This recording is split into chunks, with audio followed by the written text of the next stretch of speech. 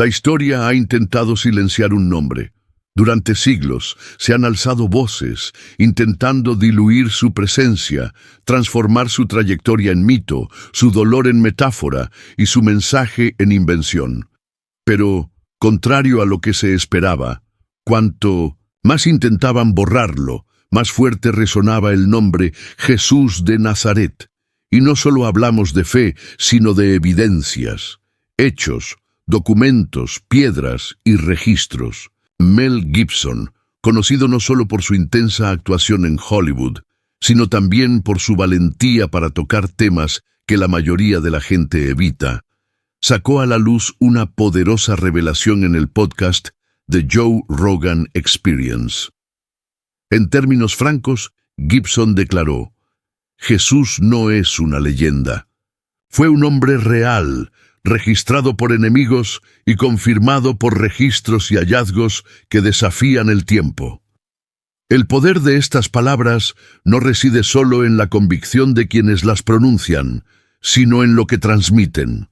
Vienen acompañadas de siglos de descubrimientos arqueológicos, análisis documentales y testimonios que sitúan a Jesús en igualdad de condiciones, o incluso por encima de figuras centrales de la historia antigua. El escepticismo moderno, por muy fuerte que sea, se ve acorralado por evidencias innegables. Y es precisamente en este punto donde comienza el viaje, no con un sermón, sino con una invitación a investigar. Antes de profundizar en la evidencia, conviene hacer un ejercicio de honestidad. Una pregunta sencilla pero profunda. ¿Cree usted en la existencia de Jesús? Ya sea como figura histórica, como un hombre común de Judea o como el Hijo de Dios, ¿qué opina de él? Sea cual sea su respuesta, lo que se presentará aquí puede cuestionar sus certezas, reforzar su fe o sembrar una duda sincera, y es, en Minens, esta duda donde la verdad comienza a emerger. En el contexto histórico, Jesús apareció durante uno de los períodos más turbulentos del mundo antiguo. Judea, bajo el dominio romano, era una provincia turbulenta y tensa, marcada por conflictos religiosos y políticos. Era una tierra donde la opresión y la esperanza coexistían. Fue en este escenario que un hombre sin riqueza, poder militar ni posición política comenzó a atraer multitudes. Predicó amor, perdón, compasión y un reino que no era de este mundo. Sus palabras eran suaves como un susurro, pero impactaron con fuerza. Perturbaron profundamente a los líderes religiosos y políticos de la época, no porque incitara a la violencia, sino porque mostraba un camino que amenazaba las estructuras de poder.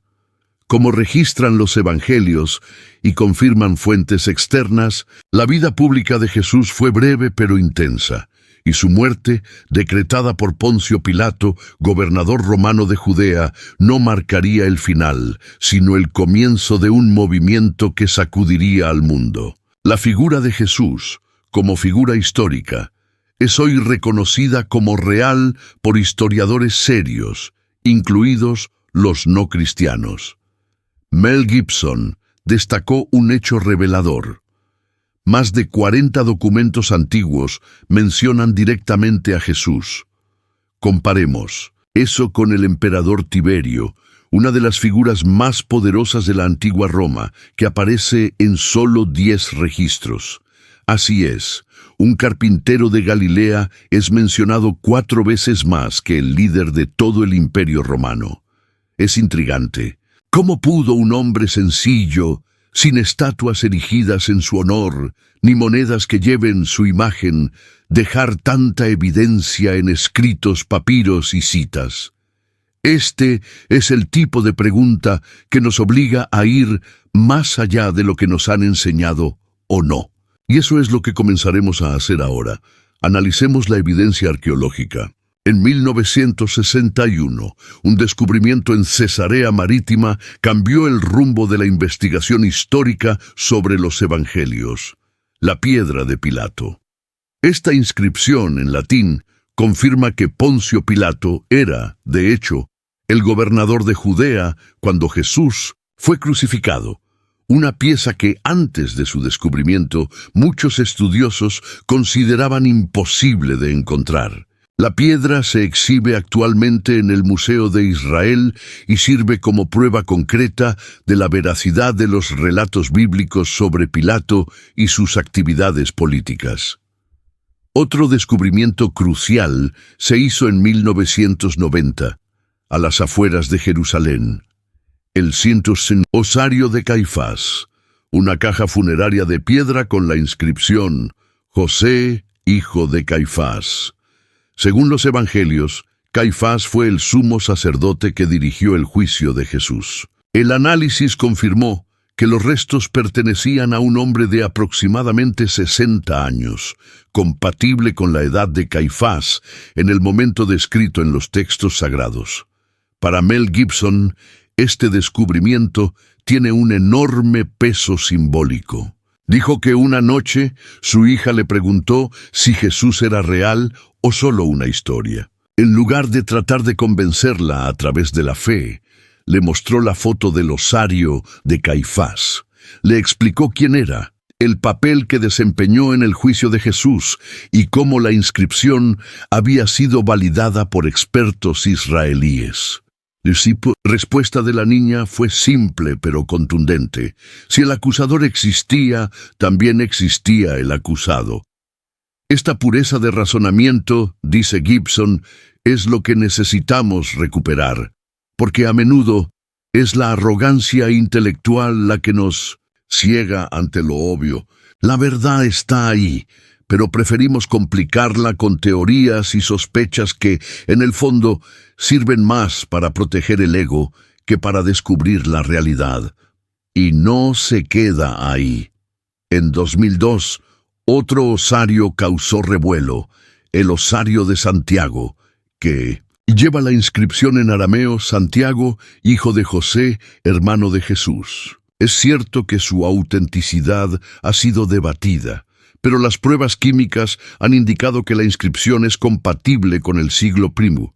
Aunque nombres como Santiago, José y Jesús eran comunes, la combinación de los tres apunta a una fuerte posibilidad de un vínculo con la figura mencionada por Pablo de Tarso en sus cartas, el hermano de Jesús. Estas piezas arqueológicas son más que simples reliquias, son pistas, fragmentos de una historia que muchos intentan borrar o convertir en metáfora, pero que insiste en presentarse como un hecho.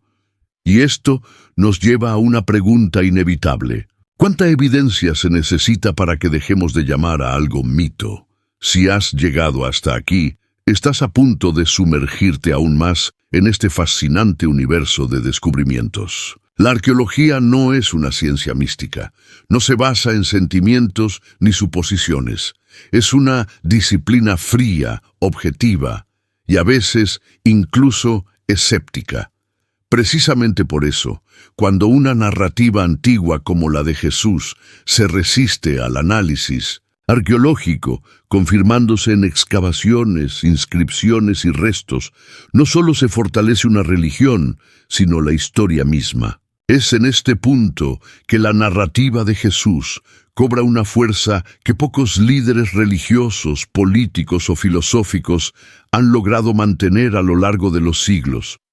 A diferencia de muchos mitos y leyendas que se pierden en la niebla simbólica, Jesús está grabado en piedra, literalmente. Y eso no es todo. Está presente en registros históricos no cristianos, como los de Flavio Josefo, historiador judío del siglo I, y Tácito, uno de los más grandes cronistas del Imperio Romano. Ambos hacen referencias directas a Jesús, su crucifixión y el creciente movimiento que se estaba formando en torno a su nombre. Ninguno era cristiano. Al contrario, sus textos incluso muestran cierto desprecio por los seguidores de Cristo. Y precisamente por eso tienen aún más valor. Josefo, en su obra Antigüedades Judías, escribe sobre Santiago, el hermano de Jesús, llamado el Cristo. Tácito, al hablar de Nerón, menciona que el emperador culpó a los cristianos del incendio de Roma, y afirma que el nombre cristianos proviene de Cristo, quien fue ejecutado por Poncio Pilato durante el reinado de Tiberio.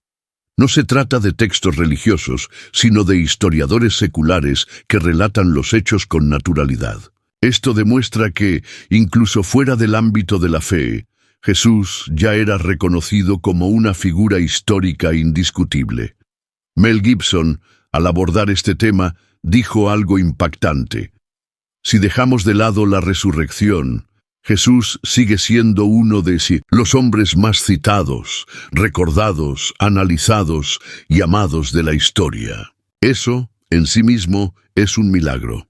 Su análisis va más allá de la religión. Nos invita a observar el impacto que un solo hombre, pobre, marginado y ejecutado de la forma más humillante posible, tuvo en el curso de la civilización occidental. Pero lo que hace esta historia aún más impactante es lo que sucede después de su muerte. Un movimiento que, según la lógica romana, debería haber muerto junto con su líder, crece con fuerza. En pocos años, los seguidores de Jesús estaban en todo el imperio, no armados, ni imponiendo leyes con la espada, sino ofreciendo perdón, amor y una nueva forma de vida. Algo tan absurdo para el mundo de la época que muchos historiadores modernos lo llaman la revolución más improbable de la historia. La persecución de los cristianos comenzó temprano, y este es otro hecho histórico que prueba la existencia de un núcleo original que se negó a negar lo que vio y experimentó. Nadie da la vida por una farsa. Nadie muere crucificado, quemado vivo, arrojado a los leones o decapitado por creer en una metáfora bonita. Los primeros cristianos murieron afirmando, lo vimos, Él vive. Y el impacto de esto llegó incluso a los propios enemigos. En Roma, en el Coliseo, donde la sangre de los mártires cristianos teñía la arena, la fe en Jesús crecía con cada nuevo espectáculo de horror. Un imperio que creía en la fuerza, la opulencia, la dominación y la multiplicidad de dioses, estaba siendo dominado lentamente por el mensaje de un hombre que decía: «Bienaventurados los que lloran, los mansos, los limpios de corazón». Ahora piénsenlo, si todo esto fuera solo una leyenda, un hermoso mito inventado por pescadores y campesinos, ¿creen que Roma se habría estremecido ante esta historia? ¿Creen que un mito podría revolucionar el mundo? Otro punto interesante, planteado por Gibson, es la autenticidad de los evangelios. Muchos críticos modernos afirman que los textos han sido modificados a lo largo de los siglos. Sin embargo, lo que observamos con los manuscritos del Nuevo Testamento es exactamente lo contrario, una impresionante fidelidad textual. Hoy en día contamos con más de 5.800 manuscritos griegos del Nuevo Testamento, además de miles de traducciones antiguas al latín, copto, siríaco y otros idiomas. Al compararlas entre sí, muestran una consistencia textual superior al 99%. Ningún otro texto antiguo se acerca a esta cifra. Para que se hagan una idea, la Ilíada de Homero, considerada un clásico indiscutible, cuenta con poco más de 600 manuscritos conocidos, y aún así se enseña como una verdad literaria indiscutible en las universidades. Entonces, ¿por qué resulta tan inquietante el Nuevo Testamento? Quizás porque no solo cuenta una historia, sino que propone una transformación. No basta con leerlo, hay que elegir un bando, y eso, para muchos, resulta incómodo. Gibson comprende bien esta incomodidad. Cuando produjo La Pasión de Cristo, enfrentó duras críticas. Lo acusaron de todo. Le dijeron que era demasiado violento, demasiado realista, demasiado fiel al texto. Pero ese era precisamente el objetivo, mostrar lo oculto, mostrar el precio del amor que transforma. Detrás de todo esto resuena una pregunta. ¿Por qué se unen tantas fuerzas para intentar borrar a este hombre? ¿Por qué Jesús sigue siendo tan peligroso para el sistema incluso después de 2 milenios? Quizás porque, en el fondo, incluso quienes dicen no creer sienten que hay algo ahí que desafía lo que el mundo nos ha enseñado a venerar: el poder, el ego, el control, la dominación. Jesús, con su mera existencia, lo trastoca todo. A estas alturas del guión, te has dado cuenta de que la historia de Jesús no se sustenta solo en la fe. Se sustenta en hechos, en nombres, en piedras, en huesos, en tinta antigua manuscrita. Se sustenta en mártires, persecuciones, reconstrucciones arqueológicas y testimonios rigurosamente preservados. Y lo que sigue es aún más sorprendente, porque ahora entraremos en una dimensión aún más profunda: el impacto espiritual, emocional y social que esta figura ha tenido hasta nuestros días, incluso en corazones escépticos e intelectualmente preparados. Y es allí donde muchos, sin quererlo, se dan cuenta de que no están solo ante un hombre, sino ante algo o alguien que trasciende el tiempo. Si te gustó este contenido, no olvides suscribirte al canal y darnos un me gusta para ayudarnos a crecer. Comenta abajo una palabra o frase que te haya llamado la atención y demuestra que te quedaste hasta el final del video.